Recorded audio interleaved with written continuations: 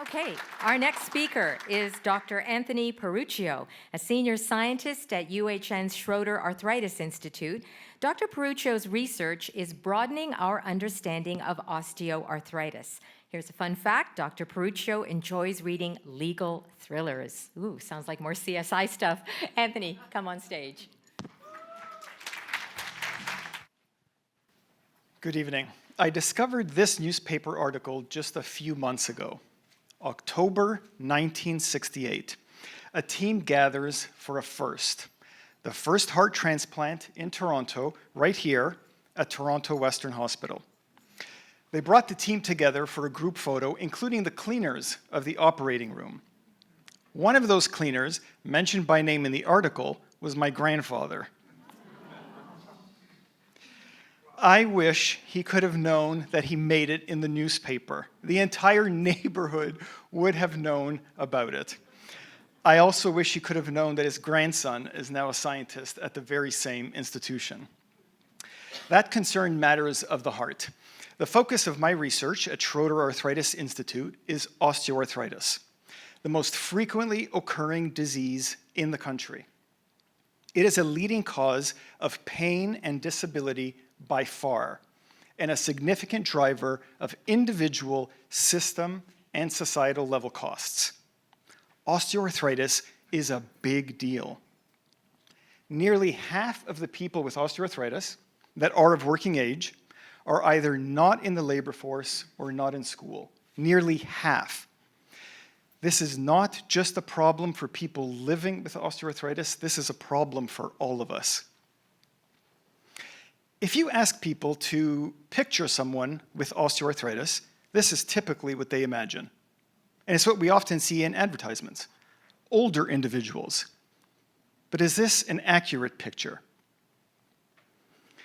Part of my research is to understand, at a population level, how many people have osteoarthritis? How does it affect their lives, our society? We want to understand the disease and its risks, and disease trends. So to accomplish this, in part, my group worked together with the Public Health Agency of Canada and Statistics Canada and developed an arthritis-specific survey that was administered to thousands of Canadians. I suspect some of you in here may have completed this survey. What we discovered surprised us. Nearly half of the 4 million people with osteoarthritis were in fact below the age of 65. Nearly a third were diagnosed before the age of 45. This runs counter to the common perception of osteoarthritis as an older person's condition. And it gets more striking. We discovered that younger adults with osteoarthritis have the same symptom severity as their older counterparts, the same number of joints affected, pain and fatigue of the same severity and the same frequency. That's a big deal. These younger adults will live many years with the pain and disability of osteoarthritis. These are the years when careers begin and grow. These are the years when families are often established.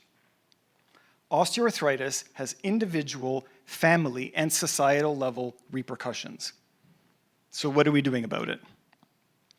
We are working at provincial and national levels, waving a red flag about the incredible health and economic costs associated with osteoarthritis. My team here at Schroeder Arthritis Institute has partnered with over 20 organizations across the country, stewarded by Arthritis Society Canada, and we have embarked on a national action plan to tackle arthritis head-on at every level. It is a big and costly effort. But like the people in that picture with my grandfather, we are a passionate and determined team with a singular focus: to change the story of arthritis in Canada. We don't have an option not to. Thinking about that picture, that concern matters of the heart. One area of my research also concerns the heart. We are investigating the risk of osteoarthritis for cardiovascular disease.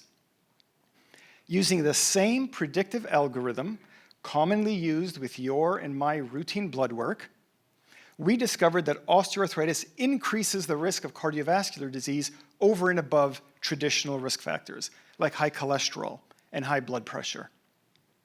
What else did we find? The risks seem to be associated more with the traditional risk factors in men. In women, systemic inflammation contributed further to cardiovascular disease risk in osteoarthritis. This matters because we don't often consider inflammation when we assess for cardiovascular disease risk.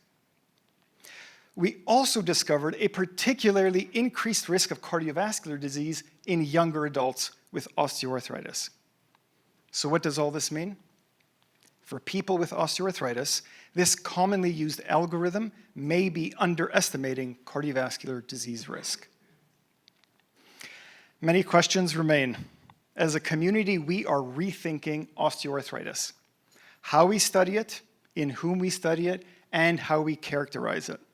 And it is reshaping our research in the lab and in the clinic.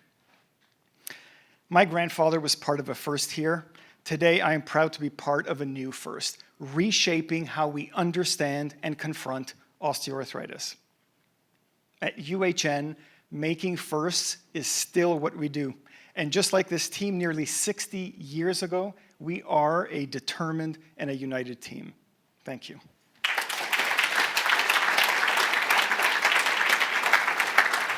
Thanks very much, Anthony. I was really struck when you talked about how younger people have osteoarthritis, and I think you're right. I think we normally think that it really just affects older people.